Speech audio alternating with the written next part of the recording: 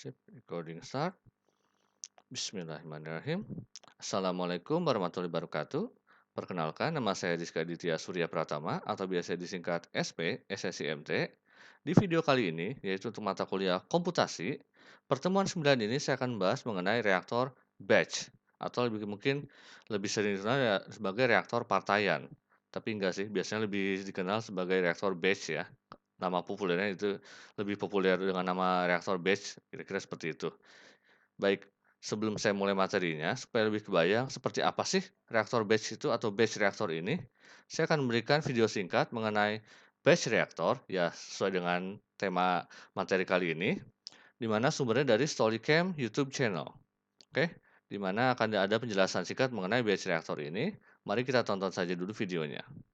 Oke. Hi, my name is Joe and I'm a chemical engineer at Stolle Catalysts. In this video I'm going to be talking to you about batch reactors and explaining the pros and cons of this type of reactor system. Batch or stir tank reactors are simply vessels that hold the reactants and allow them to mix. The batch reactor contains four main components. First, the vessel. The vessels vary in size from small round bottom flasks like this to tens of thousands of litres. Second, the reaction medium. Third, headspace. This is an empty space above the medium. Finally, agitation. Agitation is crucial as it allows the mixing of several components and allows us to introduce or remove reaction heat.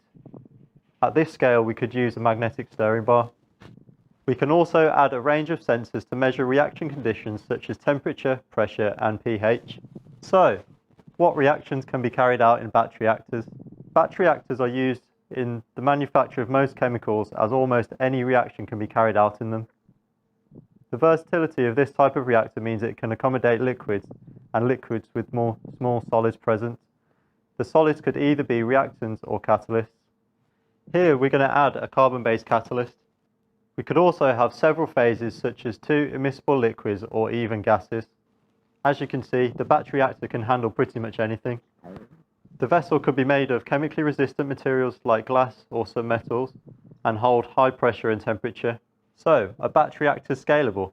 Batch reactors go from microliters to many cubic meters. Here we have a small vial used for screening experiments. These are useful when we want to test out a lot of different reactions at the same time. Once the reaction parameters have been optimized, we can start to think about carrying it out at a larger scale. Scaling up batch processes is well known. However, each process is different and each one can present different challenges. It is doable, but not as easy as transferring everything to a larger vessel. How much control over the reaction do you have? The key challenge of scalability is heat and mass transfer. The fluid velocity does not change proportionally to the reaction volume, so stagnant areas are formed with large variations in fluid velocity. Let's see what happens when we add a droplet of dye into a small reactor. As you can see, the mixing is rapid and colour becomes uniform. When the dye is added to a large reactor, it takes more time to mix. We have scaled the reactor liquid and stir volume by a factor of 25. Here you can see the mixing of the large reactor is less efficient compared to the smaller reactor. Increasing the stirrer speed or using a larger stirrer can improve the mixing. As a result, the product quality may be limited by the reactor and not just the chemistry. So, how energy efficient are batch reactors? Energy consumption comes from several sources. Firstly, the reaction itself may require and consume heat. Heat is also constantly being lost to the environment. Therefore, the reactor requires a constant input of heat to maintain the temperature. The heat loss is proportional to the external surface area. At the end of the reaction, the contents of the batch reactor are emptied and the whole process starts again. This means that all the heat is lost to the environment and the reaction mixture, and all of this has to be heated again. Using a larger reactor means more energy needs to be added and also more energy to keep the temperature constant. Finally, for catalytic reactions, what is the catalyst lifetime in batch reactors? The catalyst is added as a slurry, a suspension of small particles, yet there are still several problems.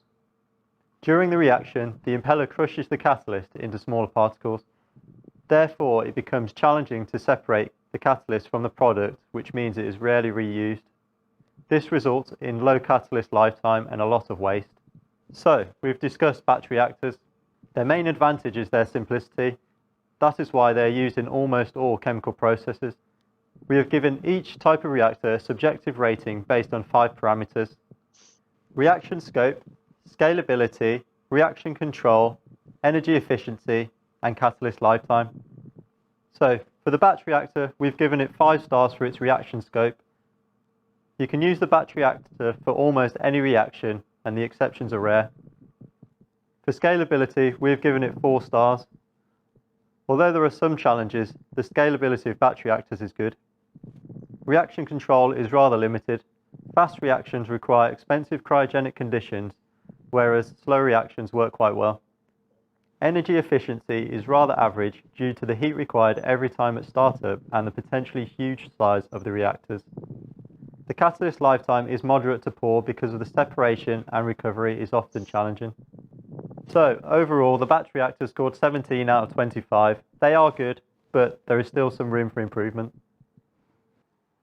If you want to learn more about other types of reactors, check out our other videos here. And to see what else we get up to, be sure to visit our website. Oke, kira-kira itu penjelasan singkat mengenai batch reactor ya.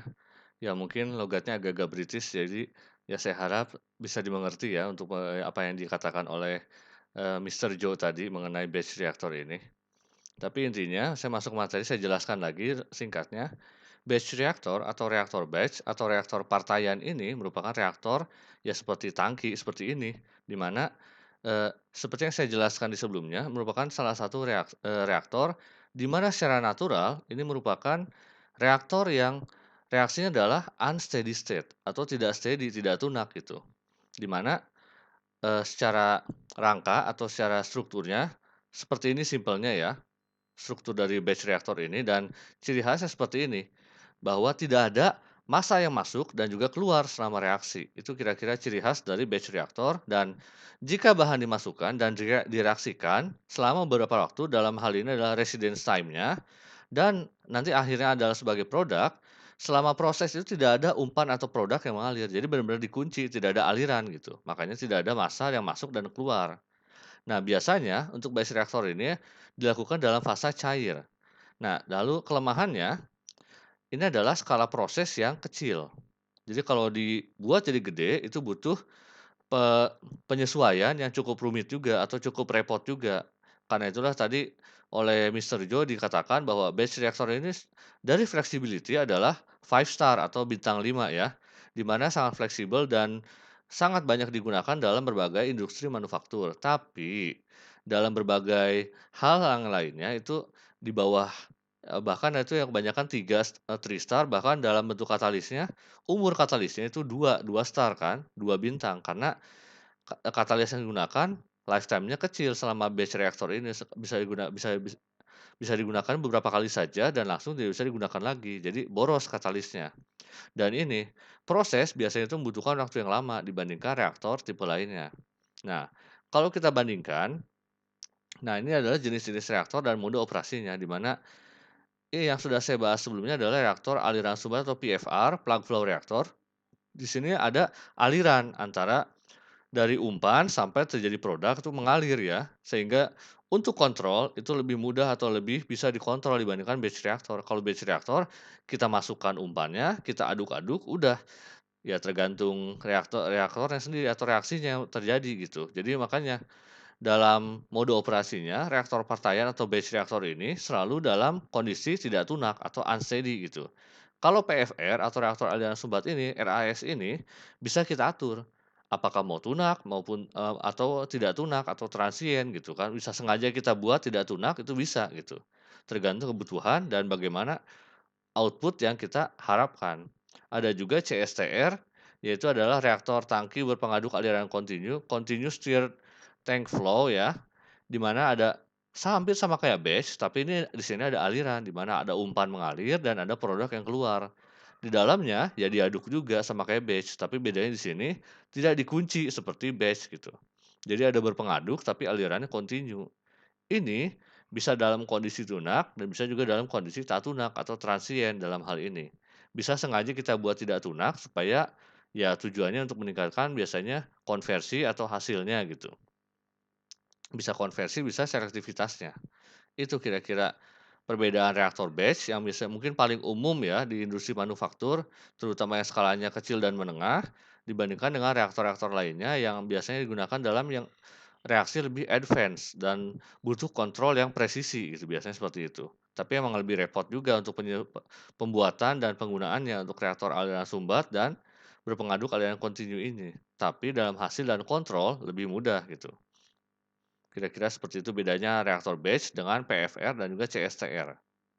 Nah, kita langsung masuk saja ke simulasinya. Untuk reaktor batch ini, jadi misalnya ada suatu reaktor batch, kapasitasnya volume 1 liter, itu akan diselenggarakan reaksi perengkahan senyawa A menjadi produk C dan D. Jadi A ini akan bereaksi jadi C dan D pada temperatur dan tekanan tertentu. Jadi kita di sini kita nggak akan fokus ke temperatur dan tekanan tertentu, tapi fokusnya ke reaksinya, di mana reaksinya adalah reaksi bolak-balik ya. Reaksinya ada dua seperti berikut. R1 A menjadi B plus C bolak-balik, dan reaksi 2 adalah B menjadi D bolak-balik juga. Keterangan tambahannya, laju reaksi A menjadi B dan C pada reaksi 1 memiliki nilai konstanta K1F, yaitu sebesar 1 ya. Sedangkan konstanta laju reaksi B menjadi C ke A kembali adalah atau K1B adalah 0,6. Satuannya untuk K ini menyesuaikan order reaksi ya. Lalu laju reaksi B menjadi D pada reaksi 2 itu adalah K2F, nilainya adalah 0,3. Sedangkan konstanta laju reaksi D balik menjadi B, K2B itu adalah 0,25. Satuan K-nya menyesuaikan order reaksi juga. F di sini forward, B ini back ya supaya gampang membedakannya. Nah, eh, kondisi lainnya, pada saat T sama dengan 0, nilai konsentrasi A, B, C, dan D dalam reaktor adalah A-nya 1, B-nya 1, C-nya 0, dan D-nya 0 karena belum bereaksi ya. Mol per liter. Sementara itu, persamaan laju reaksi untuk R1 dan R2 adalah sebagai berikut. R1 K1F dikalikan Ca dikurangi K1B dikalikan CB dikalikan CC, di mana eh, kesatuannya adalah mol per liter second. Untuk R2-nya adalah K2F CB dikurangi K2B dikalikan CD. Nah, dari data-data ini kita coba simulasikan ya, di mana kita coba simulasikan seperti apa sih reaksinya untuk pada saat kita reaksikan di reaktor batch ini apabila dengan kondisi dan setting seperti ini. Oke, kita masuk ke programnya itu FlexPDA. Di mana seperti biasa kita masukkan ke title-nya batch reactor, koordinatnya Cartesian 2, variabelnya ada 4, CA, CB, CC, CD. Ini CC dan CD-nya kita masukkan di awal yaitu 10 pangkat min 6 supaya mendekati 0 gitu, supaya lebih spesifik nilainya. Definition-nya kita masukkan parameternya, CA 0-nya 1, CB 0-nya 1, CC 0, 0, CD 0, 0 karena reaksinya karena awalnya itu hanya ada CA dan CB saja gitu, A dan B saja ya. C dan D-nya 0. Reaksinya, A bolak-balik menjadi B plus C untuk reaksi 1, lalu B bolak-balik menjadi D itu reaksi 2-nya. Nilainya kita masukkan, K1F-nya 1, K1B-nya 0,6, K2F-nya 0,3, dan K2B-nya 0,25. Kita masukkan reaksinya R1, K1F dikalikan Ca dikurangi K1B dikalikan CB dikalikan CC dalam satuan mol per S. R2-nya K2F dikalikan CB dikurangi K2B dikalikan CD dalam satuan mol per S. Volumenya 1 liter, di mana T waktunya kita sampai 100 saja dulu. Initial values, nilai awalnya CA-nya CA0, CB-nya CB0, CC-nya CC0, dan CD-nya CD0. Untuk nilai awalnya untuk CA sampai CD gitu. Persamaannya baru kita buat. Jadi sesuai dengan persamaan tadi bahwa Ca karena dia bereaksi membentuk produk maka minus, jadi minus R1. Cb karena ada di dua reaksi, di reaksi pertama dia terbentuk jadi produk makanya dia plus, di reaksi 2 dia menjadi umpan sehingga minus R2. Cc dia menjadi produk di reaksi 1 makanya R1, Cd dia menjadi produk di reaksi 2 sehingga menjadi R2. Itu kira-kira untuk persamaannya, untuk PDE-nya. Nah, dari sini kita masukkan constraint-nya, masukin sama aja 1 dan 0 semuanya ya. Time-nya 0 sampai T final, cycle-nya cukup 1 kali saja, dan kita lihat history-nya untuk CA, CB, CC, dan CD gitu. Kita lihat. Let's run. Oke. Kira-kira reaksinya seperti ini, mulai dari 1 semua dan 0 semua. Nah, mulai bereaksi, si Ca-nya mulai turun, dan Cc dan Cd mulai terbentuk. Cb terbentuk dulu karena ada di reaksi 1 dan 2, baru dia mulai turun gitu. Oke, terus bereaksi.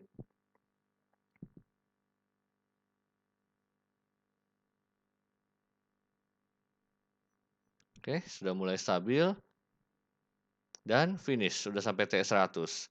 Di sini kita sudah melihat bahwa Ca yang ungu ini awalnya dia satu, satunya di sekitar sini ya, dia akan langsung turun karena dia akan bereaksi membentuk produk yaitu C dan D kan.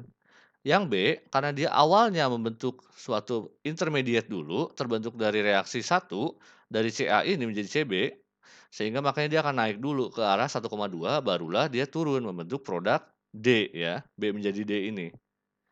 Sehingga dia naik baru turun menjadi, B-nya turun menjadi sekitar di 0,76. Nah, Cc mulai dari 0 kan, karena Cc dan Cd itu awalnya 0, dia langsung terbentuk di reaksi satu menjadi sampai di, sekitar 0,68, langsung terbentuk di sini yang hijau ini. Dan terakhir produknya D yang diharapkan, C dan D sebenarnya ya, C dan D. D yang paling utama adalah dari awalnya 0, dia akan langsung naik menjadi 0,9-an gitu. Jadi yang awalnya 0 menjadi 0,9, Cc-nya 0,68, Ca dan Cb masih sisa, Ca-nya 0,3 dan Cb masih 0,76. Kira-kira seperti itu, yang bisa kita lihat dari reaksi yang terjadi berdasarkan kondisi dan juga persamaan yang kita tentukan tadi dalam simulasi ini. Oke, itu kira-kira yang bisa kita, simulasikan, kita bayangkan gitu bagaimana apabila kita melakukan reaksi di batch reaktor dengan kondisi Ca dan Cb-nya ada di awal dan Cc dan Cd-nya itu nol di awal. Apabila direaksikan dengan reaksi yang kita tentukan, sudah ditentukan ini, reaksi bolak-baliknya dan persamaan reaksi seperti ini, maka hasilnya adalah seperti tadi, di mana C-nya terbentuk sekitar 0,8 dan D-nya adalah 0,9. Kira-kira seperti itu yang bisa disimpulkan dari simulasi reaktor tadi. Oke, itu kira-kira yang bisa saya jelaskan di video kali ini. Terima kasih banyak. Jangan lupa klik like, komen, dan juga subscribe channel saya ini. Wassalamualaikum warahmatullahi wabarakatuh.